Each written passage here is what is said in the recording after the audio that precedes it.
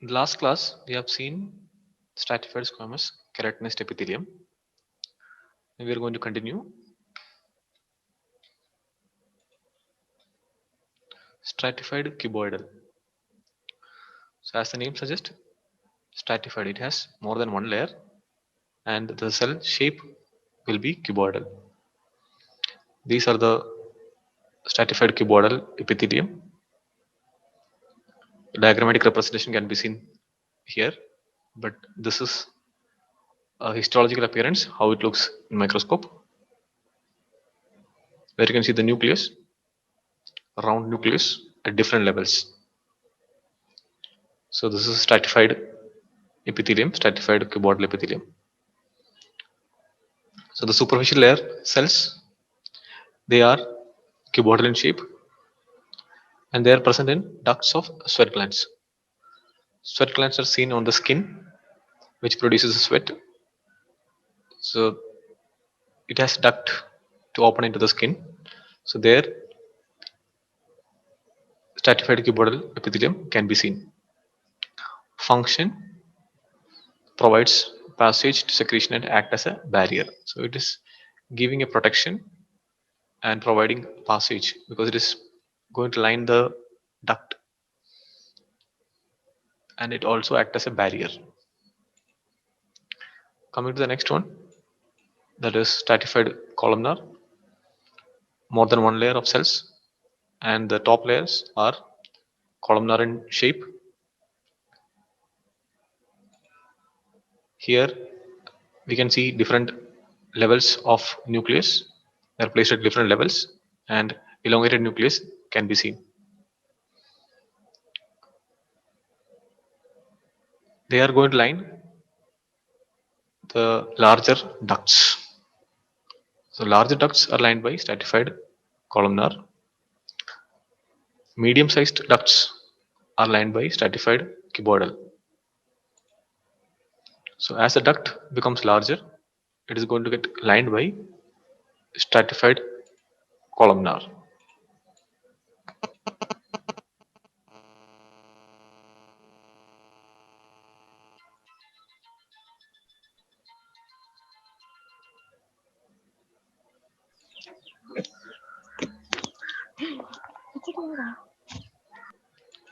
See, many people are joining late. I don't know why.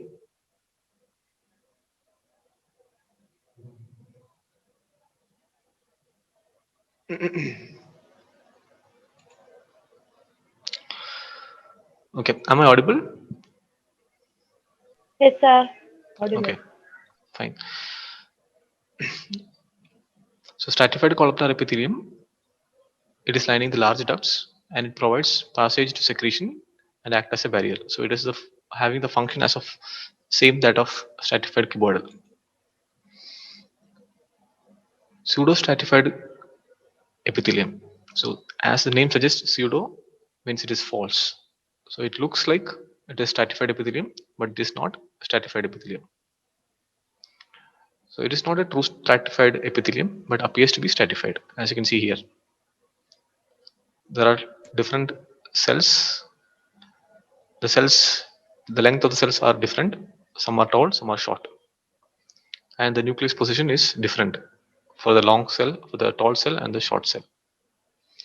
Here, the cells can be seen. The cell boundary is not very visible, but the nucleus level can be seen at different levels.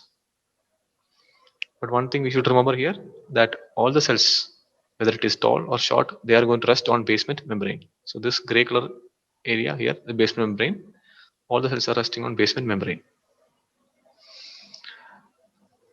But you will see that some of the cells will not reach the apical surface. These are short cells. Short cells will not reach the apical surface. But the tall cells will reach the apical surface. So that's the difference. This epithelium can have cilia or non-cilia. So look at this diagram. There are some projections can be seen at the upper end of the cell. They are called cilia. Cilia. They are finger-like projections. So sometimes you may see cilia in pseudostratified epithelium. Sometimes you may not see. Sometimes you may see some other cells called as goblet cells. Here, this cells are goblet cells. So this can be seen along with pseudostratified epithelium. And they are going to line excretory ducts, auditory tube, etc. So where they are going to cover this excretory duct, auditory tube, they have pseudostratified epithelium, but without cilia. I said pseudostratified epithelium can have cilia or may not have cilia. So these areas you have the pseudostratified epithelium, but not having cilia. Whereas ciliated pseudostratified epithelium can be seen in upper respiratory tract. So this area, respiratory tract, you will have a ciliated pseudostratified epithelium. So function, protection of underlying tissue, and whenever you have a cilia in pseudostratified epithelium, that helps in movement of mucus.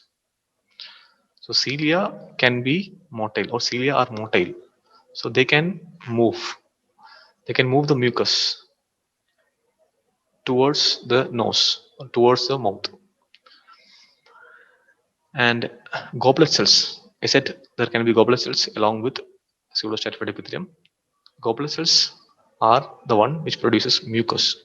So mucus are produced by goblet cells. So these can be seen in pseudostratified epithelium. So basically, you should know what is pseudostratified epithelium in this slide. They are false stratified epithelium which has tall cells and short cells. Short cells will not reach the apical surface, whereas the tall cells will reach the apical surface. But all the cells are resting on basement membrane. So it is actually a simple epithelium, but looks like stratified epithelium. Now the next variety, transitional epithelium. This is also called urothelium.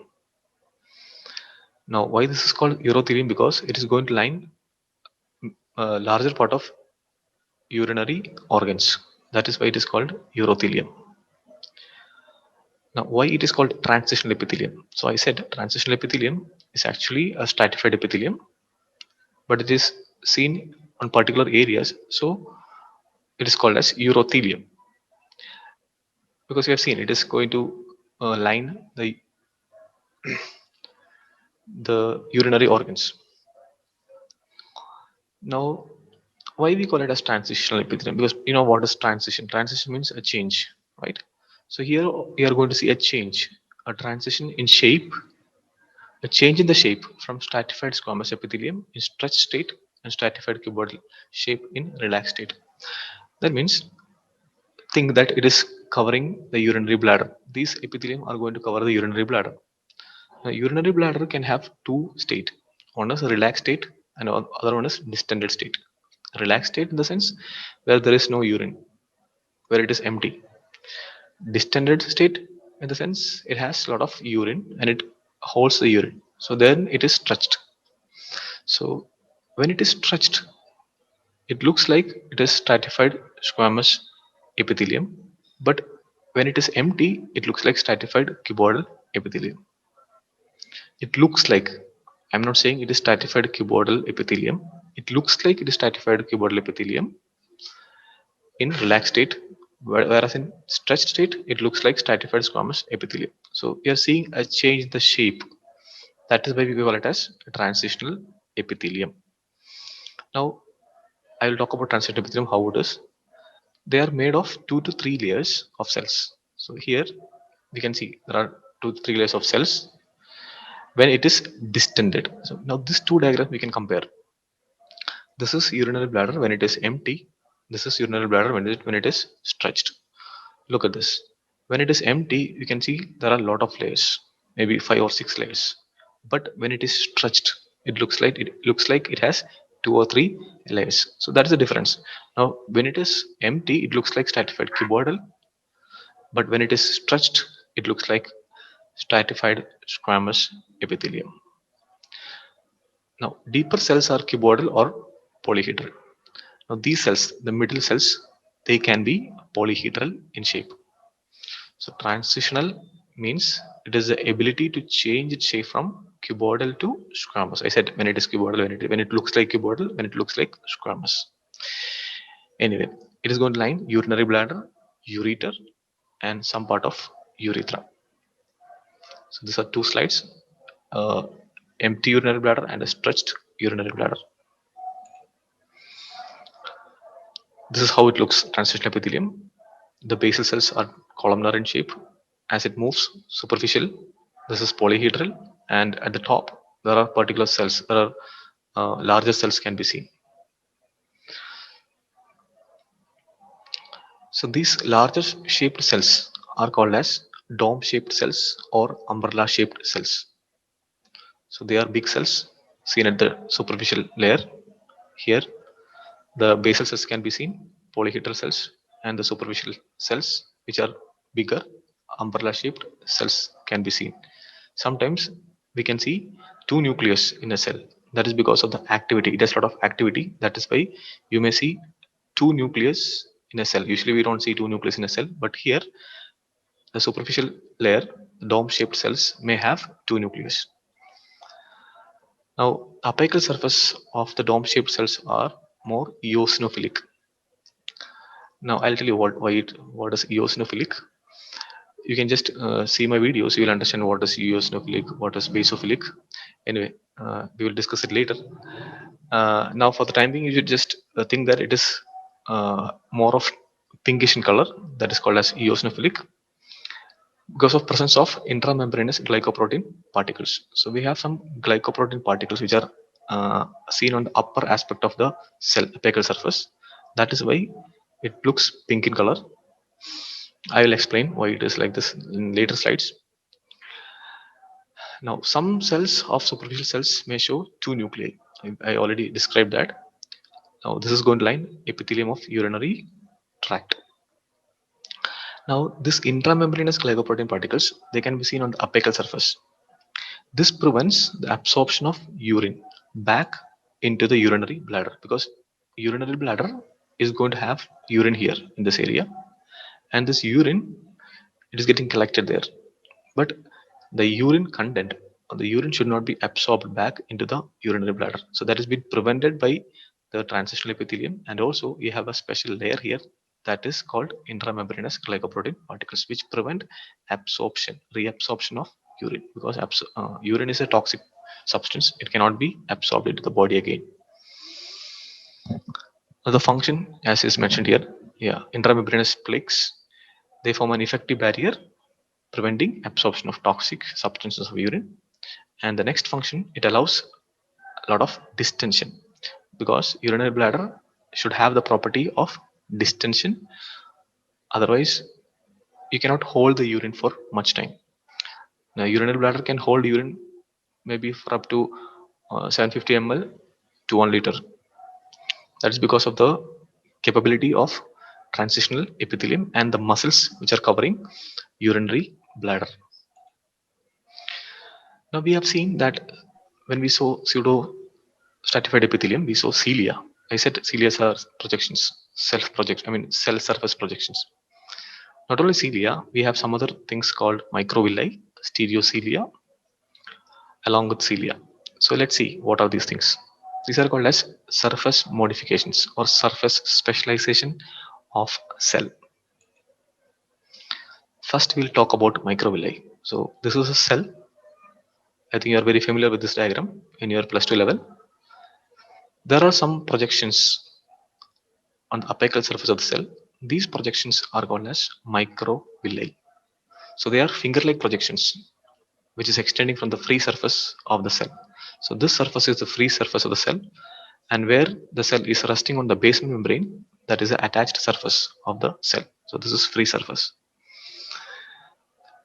You can have a lot of microvilli, and they can be arranged in a particular way, which can be called as brush bordered or striated border. So it looks like a brush sometimes.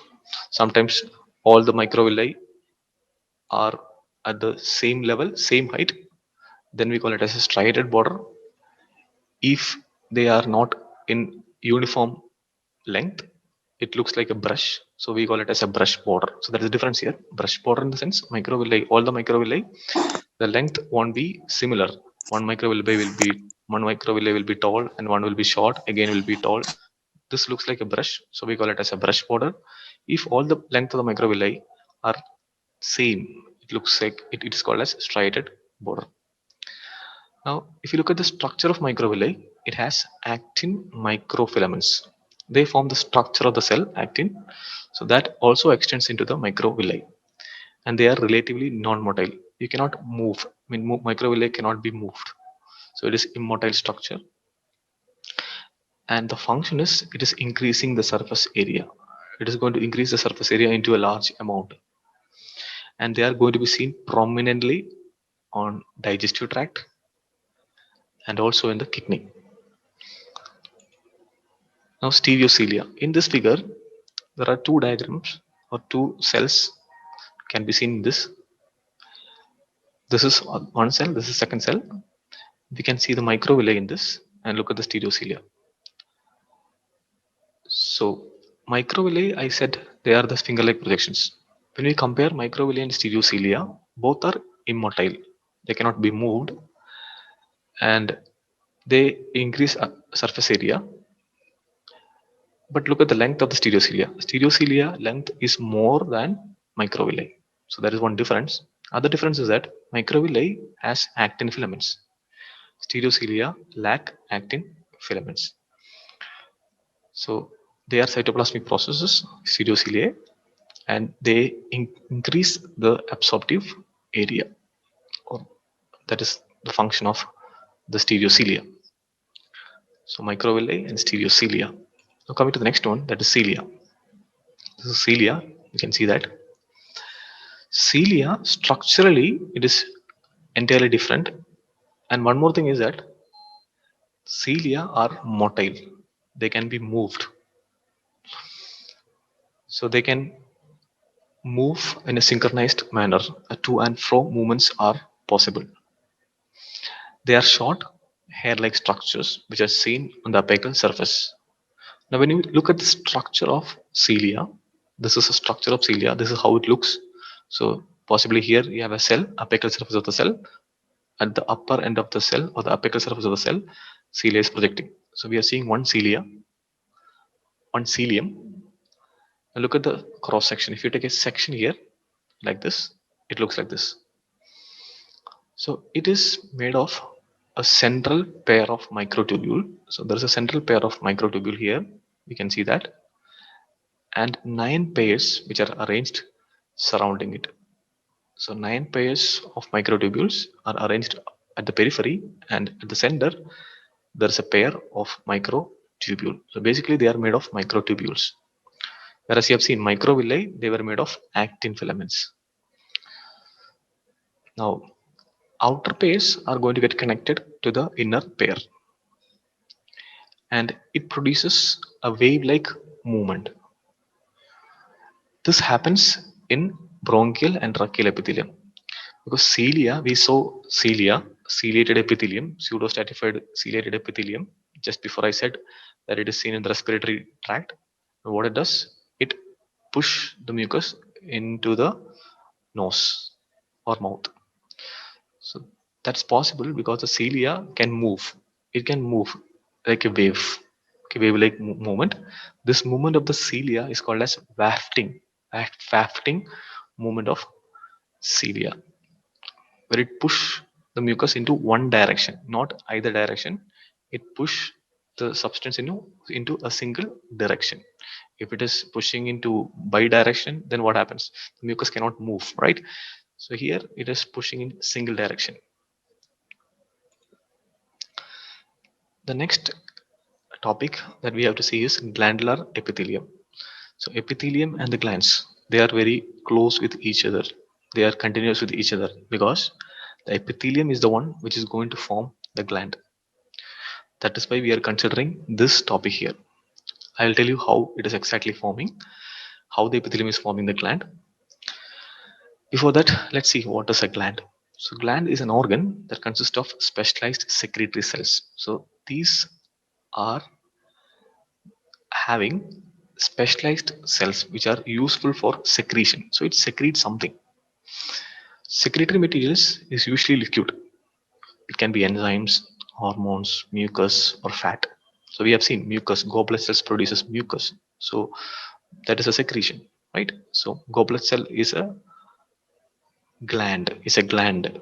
Okay, they may be unicellular or multicellular. Now the glands can be a single cell like goblet cell, it's a unicellular single cell, or multicellular. Multicellular, you may have lot of cells, more than one cell in a gland. So unicellular consisting of a cell, a single cell that is distributed among non-secretory cells. We have seen it while we talking about pseudostratified epithelium.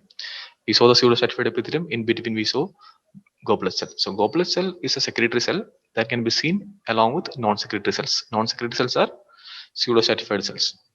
Now here again we can see that columnar epithelium can be seen. They are non-secretory cells, but in between there is a secretory cell, and that is goblet cell. So goblet cell is an example of unicellular gland. Here again the goblet cells can be seen. Okay. Now coming to multicellular gland. Now multicellular gland, as the name suggests, more than one cell. Now before that, we need to know how the epithelium is going to form a gland. There are two diagrams, left and right side. This is an epithelium. Epithelium is invaginating into the connective tissue which is lying deep to it. On both picture that is seen. The next figure again, the epithelium is invaginating little deeper. In this again it is invaginating deeper. The same pictures can be seen on right and left side. Here epithelium is invaginating almost completely, and canalization occurs. Canalization is a process where the cells which are there in the middle are getting died off and removed. So this is canalization. Whereas on this diagram, the epithelium, whatever is invaginated, it is losing its connection from the epithelium. So this becomes isolated and it remains deeper to the epithelium and it loses the connection. But here the connection is not lost. That connection is called as duct. Now these are the difference between exocrine and endocrine gland. So we have two types of glands here: exocrine gland and endocrine gland. Exocrine gland, what is the meaning? It has a duct and it communicates to the epithelium. Whereas endocrine gland, endo means within. So these glands cannot communicate with the epithelium. That connection is lost, but still they are secretory. These cells can produce some secretions, but it cannot be secreted into the epithelium. Then where it goes? It goes directly into the blood vessels which are nearby. So these blood vessels which are nearby, they will just take this secretion into the blood, and that reaches different parts of the body. Whereas here the cells which are producing the secretion, that goes into the surface of epithelium via the duct. So basically here you have duct, here you have no ducts. So there's an explanation on that. Example of exocrine gland is gastric glands in stomach. So in the stomach you will see some glands, they are exocrine, of exocrine type. Endocrine glands are ductless glands. Example is thyroid gland. Usually endocrine glands are richly supplied by blood vessels because their secretion are directly pouring onto the blood. The next variety is paracrine gland. So I think you are sure of what is multicellular gland. So in multicellular gland, you will see two types of glands: exocrine and endocrine glands. And multicellular glands have more than one layer, more than one cell. I'm sorry. Paracrine glands, other variety. Here it is a unicellular gland. This is a paracrine gland where it secretes substances, and they secrete the substances that will be poured very near into the local extracellular space, and that will affect nearby or surrounding cells. So action is local action. So the cells directly pouring its substance nearby, so that the nearby cells are getting affected with that. Example is enteroendocrine glands or enteroendocrine cells of gastrointestinal tract and pancreas. So they are seen in GIT and also in pancreas. When we see the classification of exocrine gland, the classification looks little complicated, but it's very easy.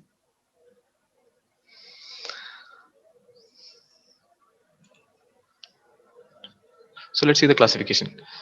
The first classification, there are different types of classification. So we are going to classify the first one depending on the shape and branching pattern of duct. So we know we have a duct here and this is a gland. Now it can be a simple simple type and a compound type. Now simple type, we have a duct which is unbranched. So here the glandular part is here and this is a duct. The duct is not branching as a single duct. Whereas compound gland, it has branched duct. This, you can see that there are glandular part and the duct is branched. Look at the branching of the duct. So if the duct is branched, we call it as compound. If it is not branched, we call it as simple. So that is a basic difference. Types of simple glands, it can be simple tubular. Now depending on the shape of the glandular portion, we can divide simple glands into different types. I'll just repeat this once again. Simple glands, there are different types of simple glands. This we classify according to the shape of the glandular part. But remember one thing, the duct is not branched, only the glandular part can be branched. So simple tubular, this is simple tubular. Look at the glandular part, it is tubular in shape. Crypts of Libercun example. Simple coiled tubular, here the glandular part is coiled, so it is simple coiled tubular. Simple branched tubular, here the glandular part is branched. As you can see here, it is branched here, but the duct is not branched. Remember that. Seen in fundic glands of stomach. Simple alveolar glands, this is simple alveolar glands. Here the glandular part is flask shaped. So example, mucus gland of urethra. Simple branched alveolar, here the glandular part is branched, but they looks like a flask. Example is meibomian glands. It is seen in the eyelid. So this is regarding simple glands. Remember one thing here, we classify this simple glands depending on the shape of glandular part. So it is simple, it is branched. Simple in the sense the glandular part is a singular one, but if it is branched, we call it as a branched gland. Okay. But while coming to compound glands will have branched duct. So here this is different. Duct is going to get branched. Look at this here. Branched duct, branched duct, branched duct. So we call it as compound. But again, depending on the shape of the secretory portion, we can divide this into different types. Compound tubular. So here the glandular part is tubular, but the duct is, since the duct is branched, we call it as compound. And Brunner's gland is an example. Compound alveolar, again the secretory portion is flask shaped, but look at the duct, it is branched, so it is compound. Now compound tubular alveolar, here the secretory portion is tube-like and alveolar shaped. You can see both the type. So this is tubulo-alveolar, but look at this duct, it is branched, so it is compound. Example, submandibular gland. Now, depending on the secretion, nature of secretion, so you know basically the glands are going to produce some secretion. So based upon that, the nature of secretion, we can divide it into different types. Mucus gland, where it produces thick thick mucus. This is a mucus gland. Serous gland, it produces water secretion which are rich in enzyme. So it is watery. Here it is thick. Mucus is thick. Serous is watery. This is a picture of serous gland. Mixed gland, so as the name suggests, it has both the mucus and the serous secretory units. So it looks like this. It has a mucus part and a serous part. So it looks somewhat like this. And the peculiar appearance of this is called as serous demileunes. Serous demileunes. So it is a combination of serous and mucus secretory units. So what you can see here is the mucus cells, and this is a serous cell. So serous cells appears to be like a cap on the mucus. It looks like a cap, as if the serous cells are uh, resting on the mucus secretory cells. This appearance is called as serous demilunes. Now, again, the classification which is based on the mode of release of their product. Now, how a cell is going to secrete, based upon that we are going to classify. We have three classification: merocrine, apocrine, and holocrine. This picture will tell you everything: merocrine, apocrine, and holocrine. In merocrine, the secretion is done by exocytosis. The secretory granules which are produced in the cell is moving out of the cell via a process called exocytosis. Example is the glands of pancreas. Now, apocrine glands. Here, apocrine glands, as the name suggests, some of the apical part of the cell is lost along with the secretion. So this is a secretory part, secretion. So when the cell secrete, some part of the cell is also lost along with the secretion. So apical portion of the cell along with the secretory product is pinched off, just removed, getting removed along with that. So some part of the cell is lost here, but remember, in this cell is any part of the cell is not lost. Only the secretory material is gone. But here, some part of the cell is also gone. Example, example is mammary gland. Anyway, I'll talk about the mammary gland, but let's finish about the holocrine secretion. In holocrine, the cell is producing the secretory product, but all the cell is going to lost along with this secretion. Here, the secretory product is produced, and when the secretory product moves away from the cell, it also takes whole part of the cell along with that. So this is holocrine. Hollow, everything is being removed. Example is sebaceous gland. Now, this one, we'll think about mammary gland. In mammary gland, there are two types of secretion you can see, because mammary gland produces milk which contains protein and lipid. Now, production of protein is via a method of merocrine method. So this method, merocrine method, but production of lipid is through apocrine method. So here protein is produced as merocrine method, and lipid which is produced as a apocrine mode of secretion. So one gland itself has these two type of secretion. Now this is a final slide. Classification of epithelia. We have seen that simple epithelia and compound epithelia. Simple epithelia, we have seen that squamous epithelia, cuboidal epithelia, and columnar epithelia. And compound epithelia, we have seen stratified epithelia, and I also said transitional epithelia, stratified, transitional. Transitional epithelia is also can be considered as a stratified epithelia. Okay, so I think this is clear. And pseudostratified epithelia is also considered under simple epithelia, because it's actually a simple epithelia but looks like a stratified epithelia. In stratified epithelia, we have stratified squamous, stratified cuboidal, stratified columnar. In stratified squamous itself, we have two divisions: stratified squamous keratinized, stratified squamous non-keratinized.